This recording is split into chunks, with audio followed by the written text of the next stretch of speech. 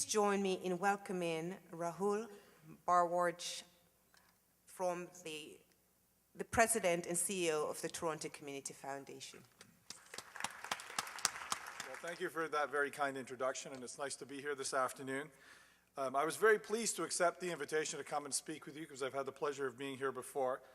But I also looked at the schedule and I became very keenly aware of the fact that this is late on a Friday afternoon and I stand between you and your weekend. So that raised the challenge a little bit in my own mind, and I said, well, I guess that sets the bar a little higher. And I said to myself, well, I better have something important to say and I better not take too long in saying it. So my game plan is to provoke your thinking a little bit, give you something to consider over the weekend, and not to keep you here too long. But what I thought I'd start off with was tell you a little bit about myself within the context of I'm the president of the Toronto Community Foundation, and that's a really interesting role. It's a very interesting foundation to be a part of. Now, it's interesting not because of just the type of city building work we do or the fact that on a daily, if not weekly basis, we're interacting with some exceptionally interesting things in Toronto. But every day when I go to work is a new educational experience about what's going on in the city of Toronto. There are days I wake up and I say, gee, I think I know this city really well. And I come back at the end of the day and I realize I learned something completely new about this fantastic city. Now, to take that to another level, one of the things we do at our foundation is that we issue a report each year. It's called Toronto's Vital Signs. And vital signs in the broadest sense are what your signs of life are. So we do a quality of life study every year on the city of Toronto. If you go to our website, you'll see it at tcf.ca. We put it out every October with the Toronto Star as a section. But it's a snapshot on what's going on in the city. And a couple things jumped out at me when I was thinking about what I'm going to say today and about the report. One of them is that 25% of the population of the city of Toronto, and this is about 25% of about 2.7 million people, arrived here since 1990. Can you believe that? 1 in 4 people in this city. I mean, that's a tremendous amount of change for any city to actually go through. And almost half the city is foreign-born. And that's the second highest percentage of the world, right behind Dubai. Dubai is #1 in the world.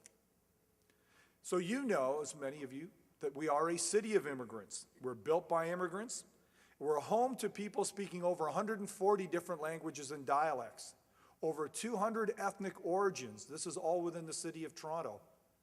But what's really interesting is there are only 192 member nations in the United Nations. So we are, in fact, one of the most diverse places on this planet. Now, when I go to Rotary groups or the Board of Trade or other places and I talk about this, the big question is, so we've got all this diversity, so what? And you know what, that's a really good question. So we're a city of immigrants. So we're intensely diverse. The question is, well, what has all of this diversity actually contributed to the city of Toronto? Think about this. According to PricewaterhouseCoopers, we're one of the top 21 finance, business, and cultural cities in the world. And according to them, we're #1 in livability. According to Mercer's Quality of Living Survey, we're the 17th out of 221 global cities. And I might add that the top U.S. city on this list comes in at #31. Toronto, #17. U.S. top city on this list, 31. It's a place we'd love to be today, and that's Honolulu, Hawaii. But it makes me feel good to think that we're a lot better than Honolulu, Hawaii. But the important part about this is the answer to the question of what have all of these newcomers, immigrants, diversity created of the city of Toronto, it's a world-class city. That's what they've been a part of making this city. But Toronto's vital signs, going back to our report, tells us about this great positive experience that one can have in the city, but what's also clear is that this positive experience is not shared by everyone. And in fact, we're finding out that an increasing number of newcomers, especially foreign-trained professionals, are being left out of this world-class great city experience. So of course, what can be done about it? There are complex issues around it, but I think that from my perspective, one of the things that has to change is a change in attitudes. What we need is a shift. We need to be able to see the glass half full. And I'm going to explain to you what I mean by that. This all begins by recognizing that one very important neighborhood that Toronto should be keeping a very close eye on is the neighborhood that Toronto as a city occupies in the global village.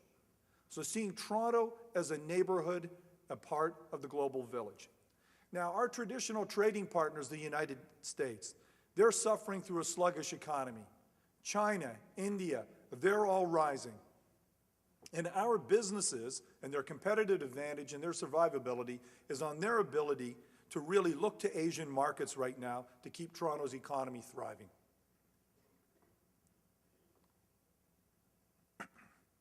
Now, it takes great products and great services to compete in these markets. But just as importantly, and perhaps even more importantly, it takes knowledge of the people and the practices. So for example, when it comes to China and South Asia, they're being the source of thousands of immigrants to Toronto. So we've got an enormous reserve of precisely the type of very valuable knowledge that we need. Now, it sounds redundant, but if we can leverage this type of knowledge properly, it has the possibility and the potential to be an enormous competitive advantage for Toronto and for Canada. Well, that's a self-fulfilling prophecy and sounds fairly straightforward. But you've got to ask yourself the question. If all of these people are here and the valuable knowledge is here, what are we currently doing with these people? What are we doing with the newcomers, these great assets and this valuable knowledge? Well, not a whole lot. We've got a lot of programs in place to assimilate immigrants into the Canadian mosaic. These programs are intended to integrate newcomers and, frankly, create good citizens. However, the reality is, and as many of you know, newcomers to Toronto are struggling. Recent ones in particular. It's a very sad statement in Toronto that newcomers, particularly those who came in the last 15 years, have double the unemployment rate of non-immigrants, and when they get hired, it's for half the annual salary. Now, that's no way to develop good citizens or good competitive international businesses. So the organizations and the companies often cite lack of Canadian experience, language, education from foreign institutions, all as barriers and as the basis for not hiring immigrants. You all know this. From my perspective, that's seeing the glass half empty. If we were to see the glass half full, we would not see lack of Canadian experience, but rather experience in a foreign market. Now that's an asset. We'd see fluency in a foreign language, not as a problem, but as an asset. We would see foreign education as an asset, especially since that's been